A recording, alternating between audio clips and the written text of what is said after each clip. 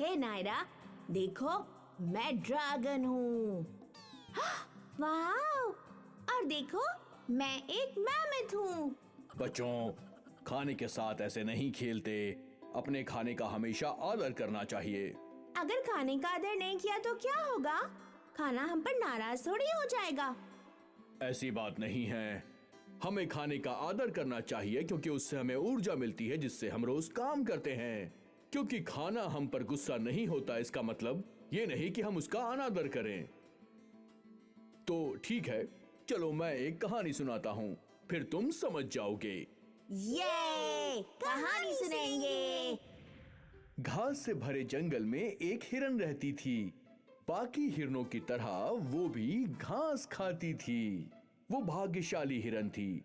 जंगल हमेशा हरे भरे रसीले घासों से भरा होता था और हिरन कभी भूखे नहीं रहते थे। लेकिन उसकी एक बुरी आदत थी। पेट भर घास खाने के बाद बचे हुए घास के साथ वो खिलवाड़ किया करती थी। कभी कभी वो घास को मिट्टी से बाहर निकाल देती थी। और एक दिन घास ने हिरन के साथ बात करने का तय किया। तब हिरन खेल रही थी। हिरन, घास से खिलवाड़ करना बंद करो। हाँ? ये कौन बोला? मैं हूँ घास। मुझे पहचाना नहीं तुमने? लेकिन तुम कैसे बात कर सकते हो? जरूरत के वक्त पे मैं बोलता भी हूँ। तुम सच में बहुत खुरापाती हो। मैंने तुम्हें खाने से कभी नहीं रोका।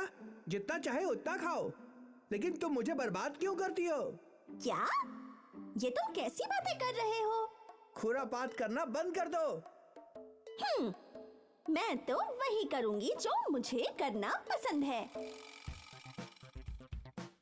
और एक दिन जब हिरन घास के साथ खिलवाड़ कर रही थी, तभी वहां पर एक शेरनी अचानक से आ जाती है।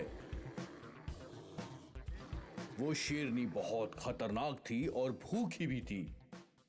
जब हिरन ने उसे दूर से देखा तो डर के मारे उसके पैर कांपने लगे। अरे रे, ये शेरनी तो भूखी लगती है। अब मैं क्या करूं? क्या करूं मैं? मैं तो उसे हरा भी नहीं पाऊंगी। सुनो सुनो हिरन, क्या क्या क्या क्या क्या हुआ? जाओ, इसके पहले कि वो तुम्हें देख ले। उस कोने में जाओ जहां की घास तुमने बर्बाद नहीं की है। जल्दी करो, जाओ, छुप जाओ जाके।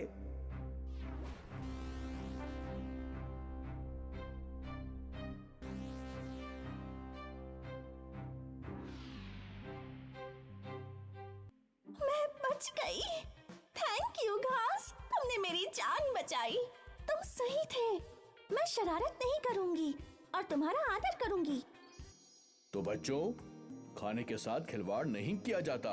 खाने का हमेशा आदर किया जाता है। ये तुम्हें जिंदगी देता है। हम समझ गए दादाजी। अब हम कभी भी खाने का अपमान नहीं करेंगे। मेरे प्यारे प्यारे बच्चों।